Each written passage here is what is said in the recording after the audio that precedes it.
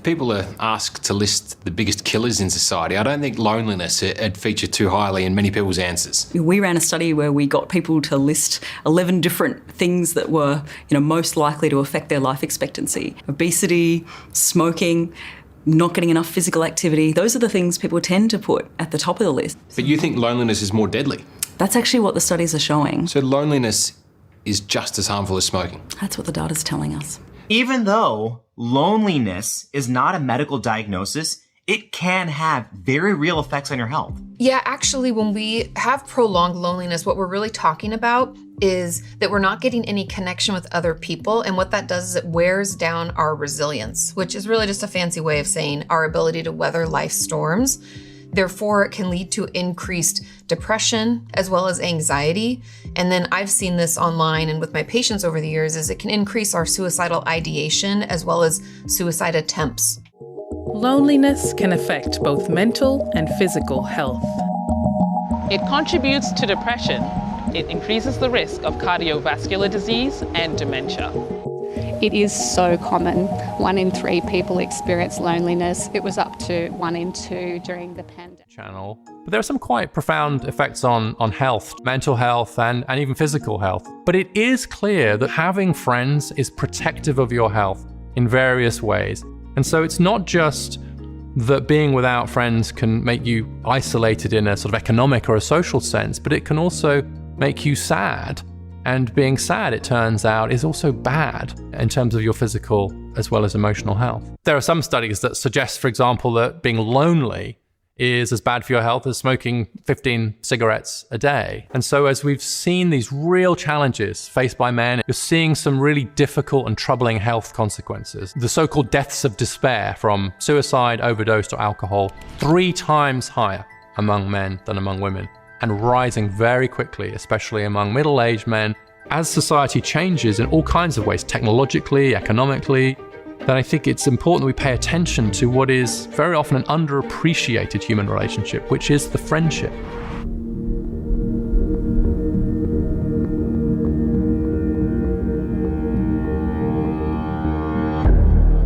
Studies show that 1 in 3 Australians are lonely. Loneliness is a condition that seems to, at some point, affect us all. There are 2 main groups in society that suffer from loneliness most. One is young people. We tend to think of adolescents and young adults as being surrounded by social networks, but they're much more likely to be lonely in the crowd. They have a lot of people around them, but they don't feel connected to them. The other group is older people. As they age, people begin to lose their social networks, especially in the workforce, and as they become more physically frail and find it more difficult to leave the house. What's more, the rates of loneliness for both young and older people are much higher for men than they are for women. Today, we're talking about loneliness, specifically for males in retirement. But if you're a young male or a woman of any age, this conversation will benefit you also. Whether it's gaining an understanding of your loved ones who do fit in that category, or whether it's being inspired by the people we spoke to. In this episode, we sat down and had a conversation with Richard Green about how to retire well and make meaningful connections along the way. Welcome to Science Radio, episode 202, The Problem with Men.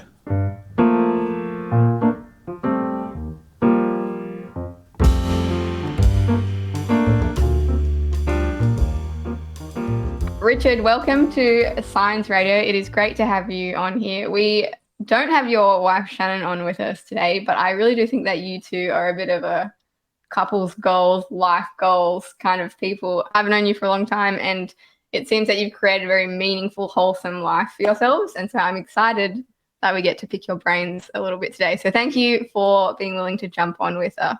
Oh, my pleasure. It'd be good to have Shannon, but you're right, she's very busy. She's busy today at the uni, continuing on with the last part of her write-up for her doctorate. Well, before we get into things, we would love to know a little bit about yourself, Richard. We don't need a full life story, but can you paint a picture as to what your life currently looks like, how you spend your time, where you live and so on?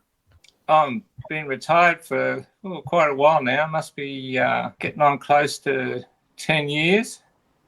Bit of a forced retirement, but that worked out pretty well for us. I've got a whole lot of little commitments that keep me quite busy and quite happy. I got involved in my sport, which is the outrigger and canoeing. And more recently, I've started coaching in that space. So that's a couple of days a week that I get involved in that. And then there's 1 or 2 days a week I'm down at that workshop. I'm at least there once a week because I do a lot of that.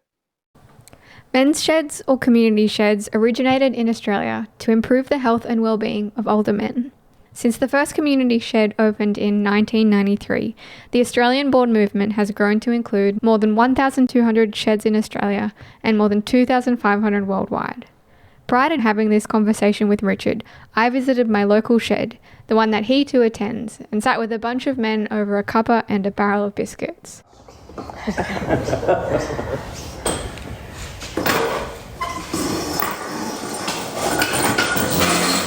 I'll sit in the front. You sit there in the front.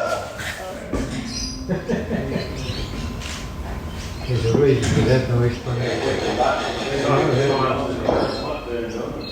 What are you working on today? My figure. Nice. Hey, whatever you're doing, it's not work. Doll's house. Doll's house. Awesome. Yeah. Is that what you usually make? Me? No, I just make a mess. Yeah. Nice. There's one of the things that I made. That little house. This house? Yeah. Right, the big doll's house at the moment. Yeah. It's on the bench there. I just make a mess most of the time. Oh, jeez. What are you working on at the moment? Oh, nothing much, but I did bring a bit of wood in because I was in the garden. I cut this and I thought, now that'll make a nice little bowl. So I might do that. A bit of bottle brush. Nice. The fruit trees and flower trees like that, they're slow growing and therefore the grain's really close. And with really close grain, you get nice patterns in the grain. Got any trees at your place? You better watch out of that. Yeah, these are cool. Nice got Nick, eh? Got Nick, mate. I kill for you. For turtles? Yeah. You want to know what you Whales? Thank you. Where's Nick? Not arrived yet, mate. Somewhere. Is that a good enough lot that you've got? Oh yeah, I decided I had to get serious. Oh. The video. You need it these days. 1 or 2 days a week I'm down at that workshop. I'm at least there once a week because I do a lot of the admin for the men's shed. I'm a very happy grandfather, so I'm often seeing my daughter and granddaughter and spending a lot of time every now and again when I get a chance making things for them because I like being creative. And then I'm on a school board, so that keeps my financial academic interest going. I enjoy having my foot in lots of circles because once I get my foot in a circle, I thought, this is fun. I'd like to keep doing this. And so that just expands and ends up being lots and lots of circles. So I think the trick is just to step out and find those circles. And the more you get into one circle, then the more circles come along. I got involved with being on a school board because I used to go for a swim, not on my own in the morning, but I noticed there was other people going for a swim in the morning. So I just started speaking to the people there and formed a bit of a connection because they'd be there at much the same time in the morning.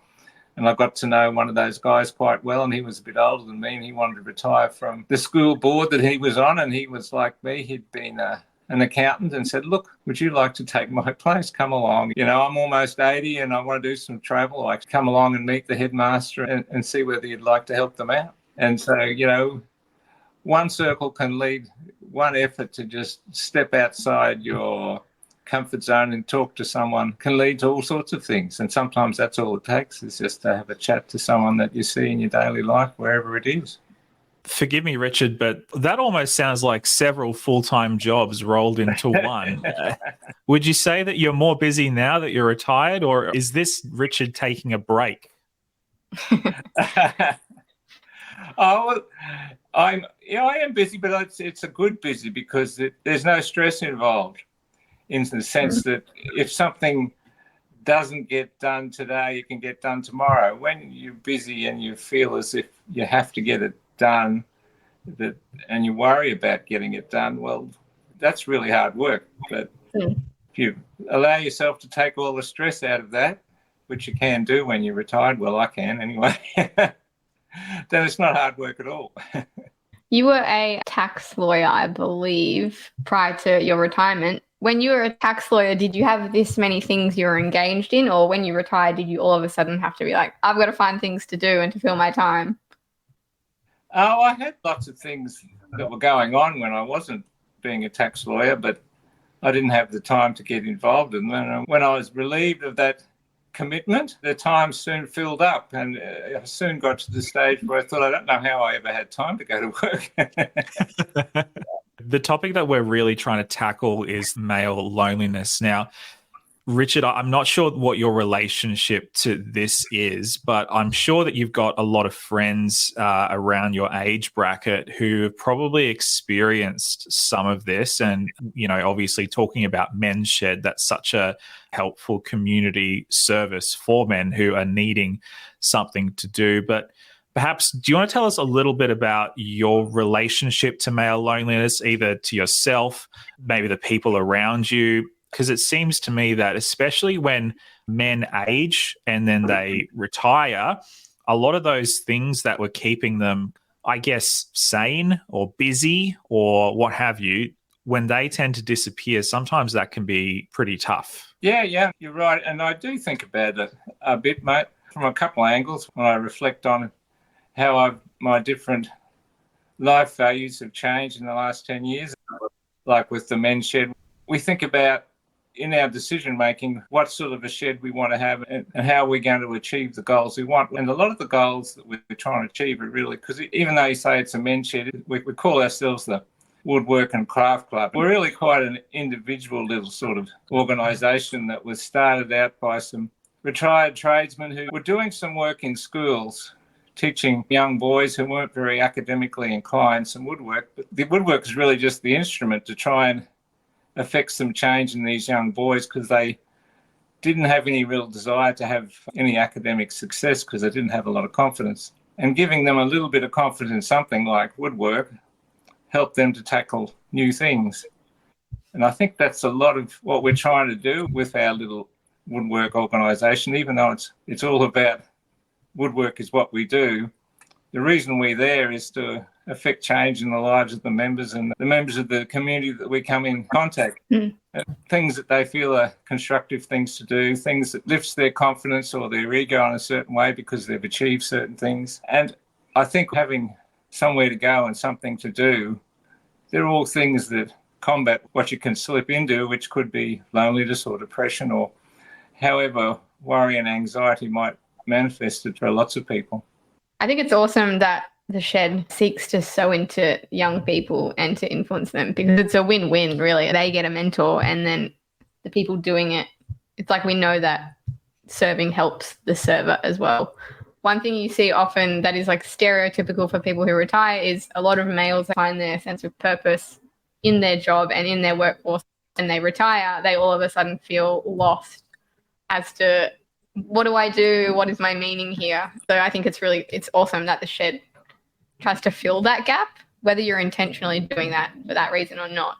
It kind of does. Yeah, you're 100% right.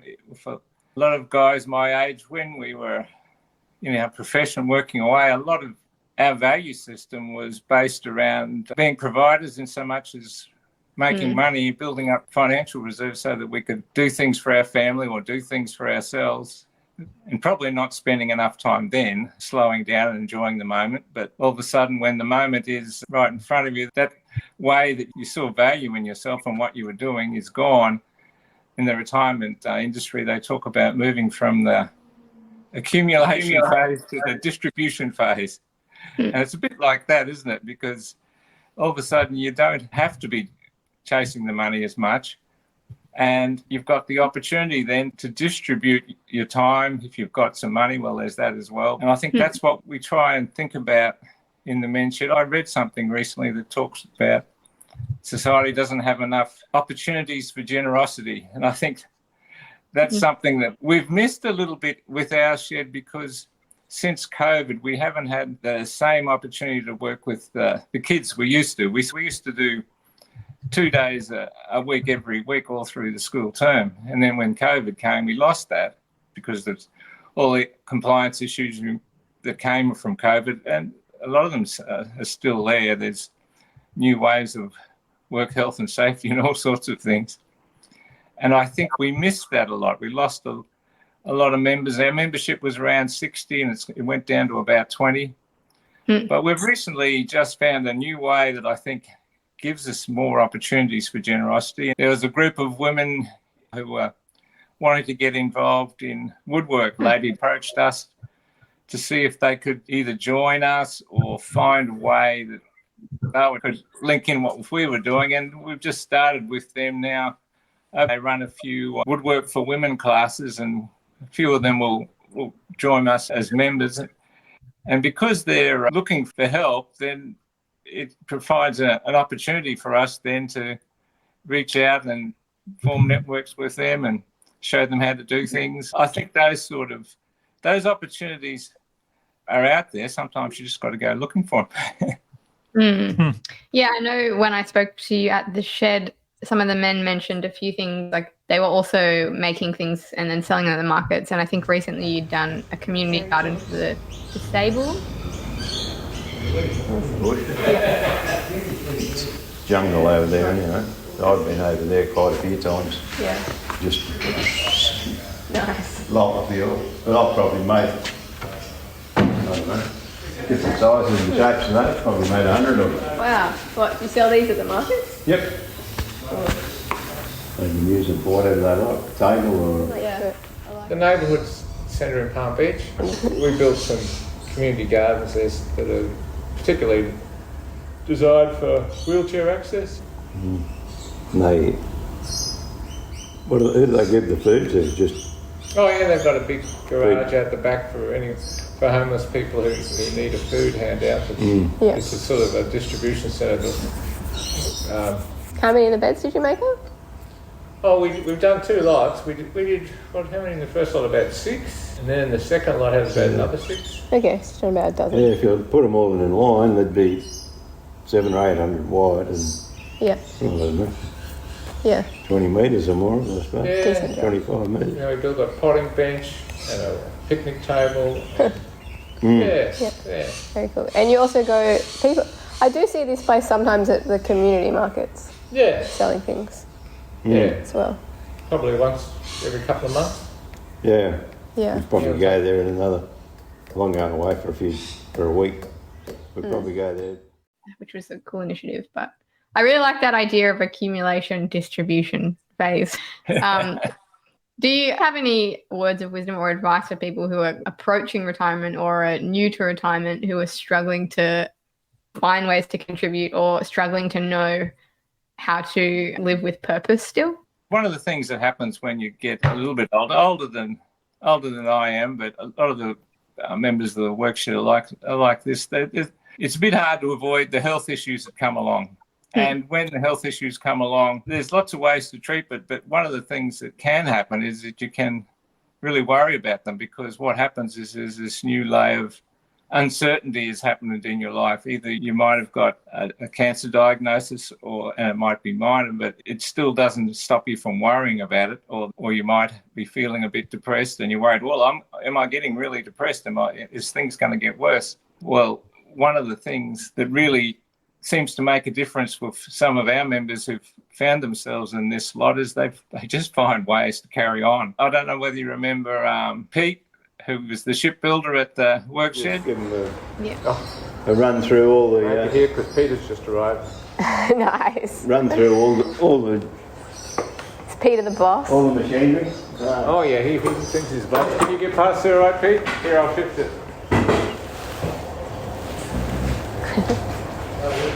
Hey Pete, Nita's here to talk to you. What I put my sign back up to the front where they all drive in, pick up and drop the kids off in the morning.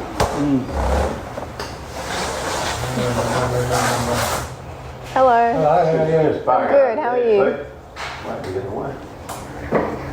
Sorry Pete, I've taken your parking spot. It's cheap over. What are you doing there, Pete? Taking his false teeth out. Putting them in. DNA in, but it's not working. Can't even see it running. How long have you been coming here for? Just over 10 years, I think. Nice. Yeah. The longest running person? No, we've got two older. Okay. Right. Probably the longest running regular though. Yeah. Regular. Yeah, every day, but the eldest are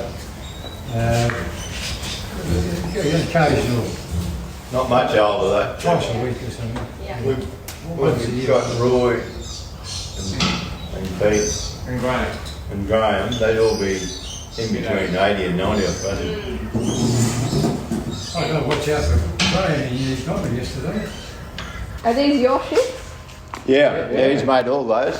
The whole, whatever you see, he's made all those. And these houses. Oh, wow. And a whole bunch Sweet. of other houses over there. Very cool. He's still making them.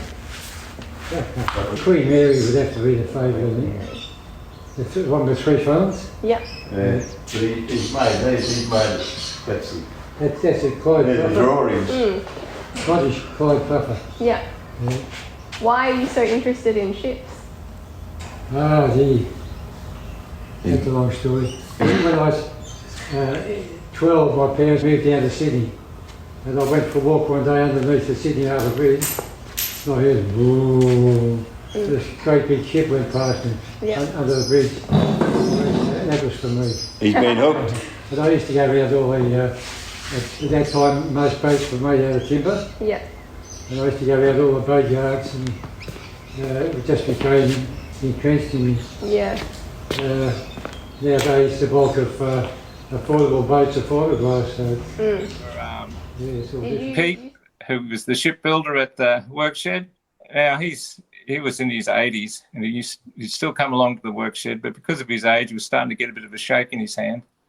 And there was another guy there, Doug. He's diagnosed with an Alzheimer's disease, and he comes along and he's got the shakes too. And both of them have got the shakes so much they can't use the heavy equipment anymore, but they still carry on. Doug comes along and does some gardening, and Pete comes along and builds his model boats. He used to build boats, but now just model boats.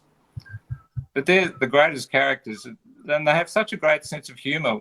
Not only do they carry on, they just have a zest for life. Even one of the things that they have this great party trick, because they both had the shakes. They tell us that all they had to do was to shake hands, was to hold hands, because they have a natural shake.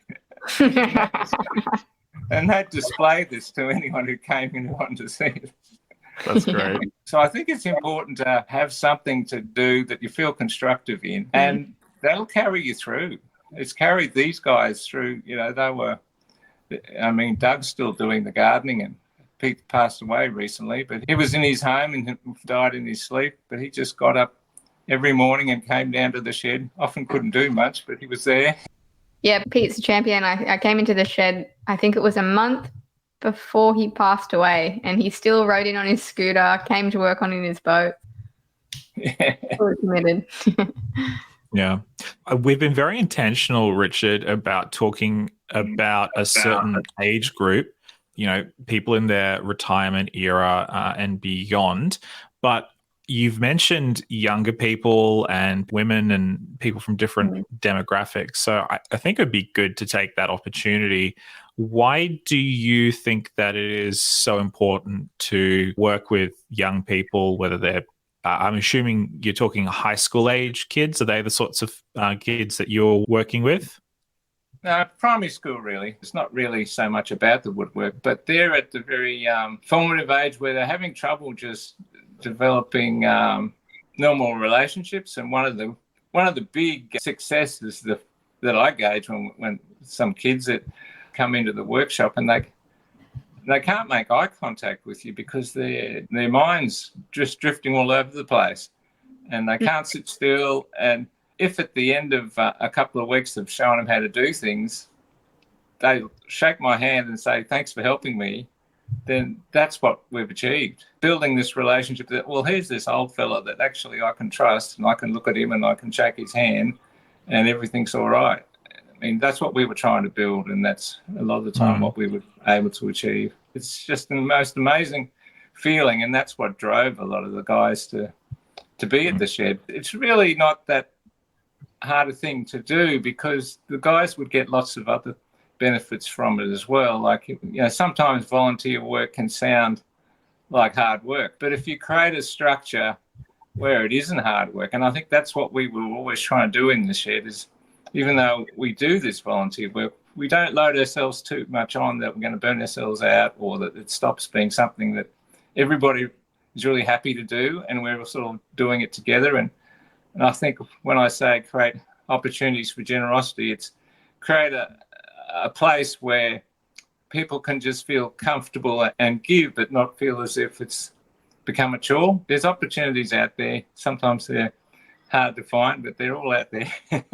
One thing that I have noticed, and I think the stats are fairly significant here, is that the two things later in a marriage that tend to make things quite difficult, it's number one, the empty nester sort of situation, and number two is retirement, especially for married couples who, you know, they've been working perhaps for the last 20, 30 years of their married life, and then suddenly they're at home alone together and they realize they don't quite know how to relate with their spouse anymore now that the kids are gone, now that the job's gone, all that sort of stuff. Is there anything that you've noticed around this phenomenon, Richard, and is there anything that you've had to do to work through it yourself? It does sound like you and your wife are still pretty busy, so maybe this is not necessarily as applicable to your life, but I'm guessing that maybe you've seen it in some of your friends or family members. It's interesting that, or our woodwork and craft club, there's probably more single people than you'd find in the normal population. I suppose they've been able to find the push to get themselves out and find us, and once they've found us, they've found that they fit in really well. Would you say the majority of those people are single because they've been single for a while, or are we talking divorcees or spouses passing away? Yeah, most of them have been single a while, and it's a bit of both, and others have lost their partner. But there's some there who do have partners, and I think that sometimes you're right. I think sometimes you think that, well, now that we're together, we should do everything together. Well, Shannon and I have always been busy with our own separate interests, and we have busy lives, but then we make time to be together. And I think that makes the time that we do have together more special. Like, I've got something to do every day of the week, and one of the days of the week that we get together is Monday morning.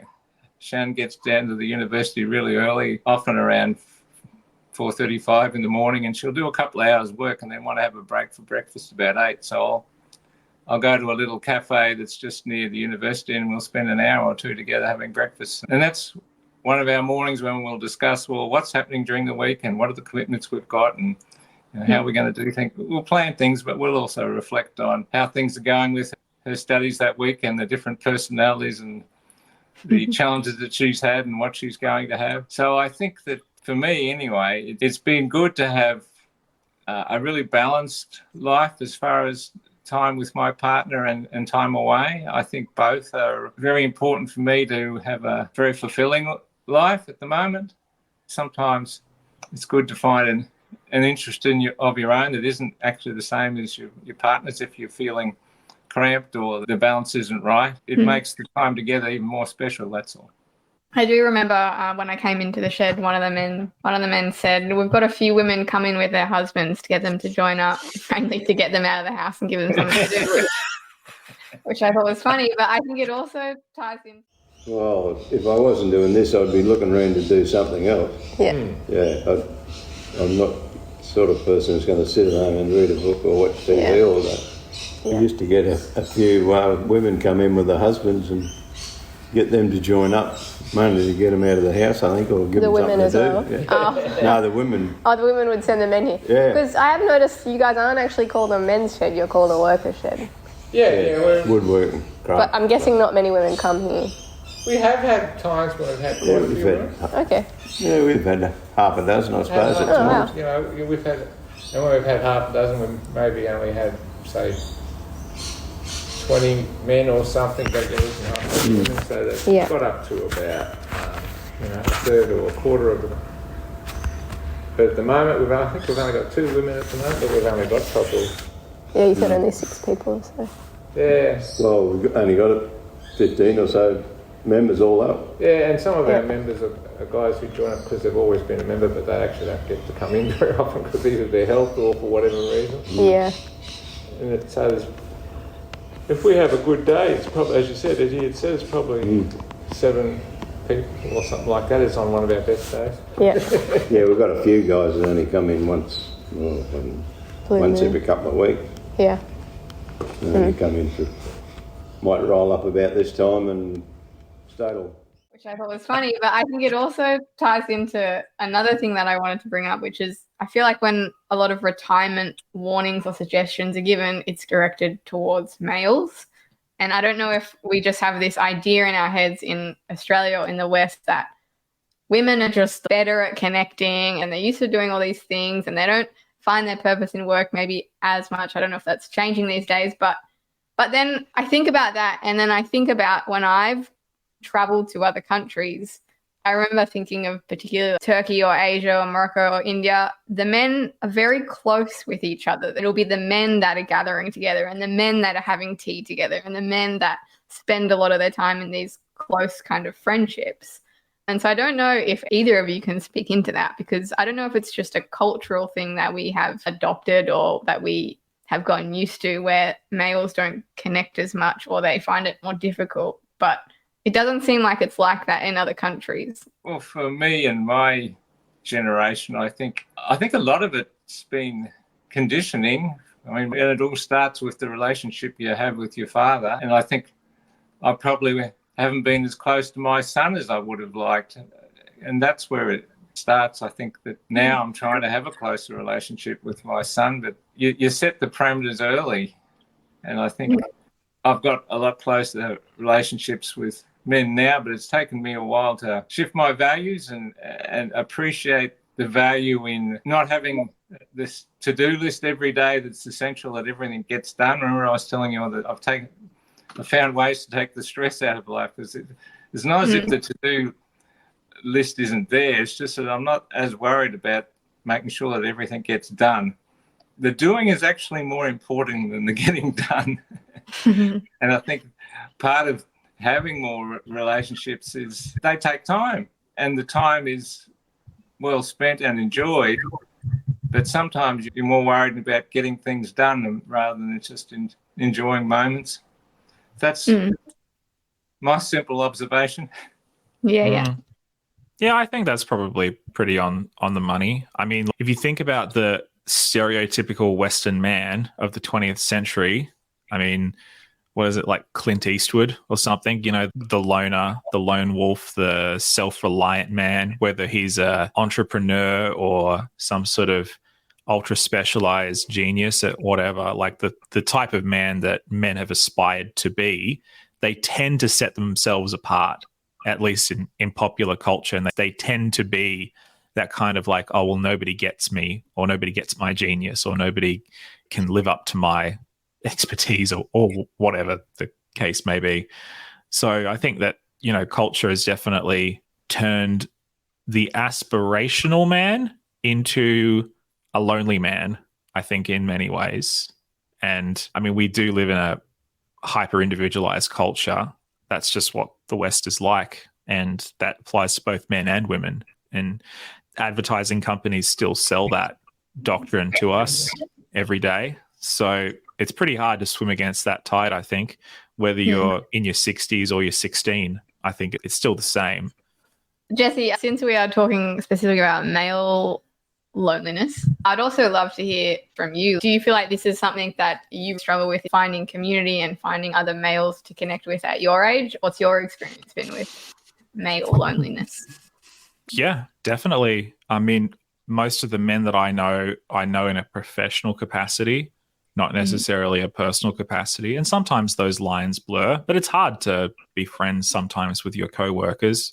I think as well for me, because I live a lot of my life online, I think there's a level of, I don't know if inauthenticity is the right word, but there's a sort of facade of connection that is probably more facade than real in terms of, being part of a group chat or catching up with somebody on FaceTime or whatever.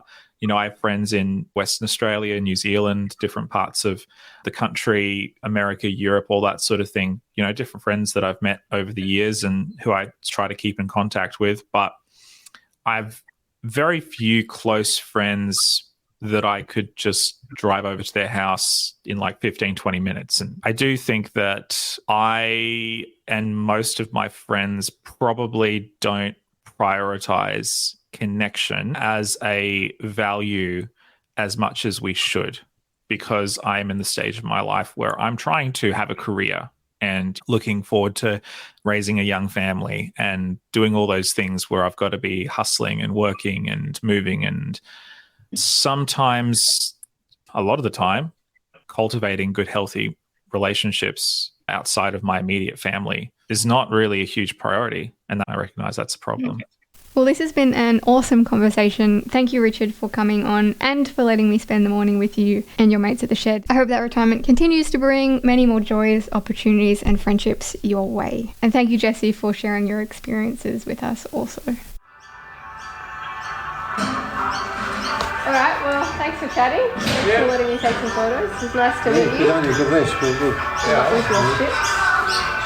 Good luck with your projects. Thank you. Hope you're reading that. I'll send you the article. I'll send you a magazine. Tell us how much the bank account is. Yeah, sounds good. Nice to be in the shed again. Yeah. You represent the side that we don't always see. The female side? We mostly see the downside of, well, I think we see too much of the downside of young people. Oh, yeah. Stephen's a good example. Your handle, that's what I remember, your door handle. Is that working all right? It was broken, I glued it back on. Did you? Yeah. You don't have to remember it so Well, long. my door handle is hard to open, but Need you to fix it again, though. but it's not. I think that's the van, not the woodwork, or not the inside. No, there's... What was it? Yeah, was it The that actual thing? sliding door. No, the driver's door. Ah. You had the piece that was off and I glued it back on. Oh, maybe. Well, I think it's fine. I can show you in it. All right. I'll see you later. Bye. Yeah, good on you. All right. Yeah, that's pretty good. See you later, Ian. Okay, see you then. I think he's coming to look at the van. I know I am. I'm going at 100 mile an hour. What was your name again? Doug. Doug. What's your name? Walk and start running. Zanita. What? Zanita? Zanita. Yeah, it's like Anita with a Z. Can you remember that all right, eh? I remember it, yeah. Yeah. You sure? Yeah, it's tricky. Well, thank you very much for listening to another episode of Science Radio. We hope that you enjoyed this episode and that you found it valuable. And just a reminder, if you'd like to read the article that Zanita wrote for this episode, you can do that by heading over to our website, sciencetofthe.org.au, or you can read it in the April edition of the Science of the Times magazine, which you can also subscribe to either in print or digitally at our website. For now, thanks for listening, and we'll see you in the next episode.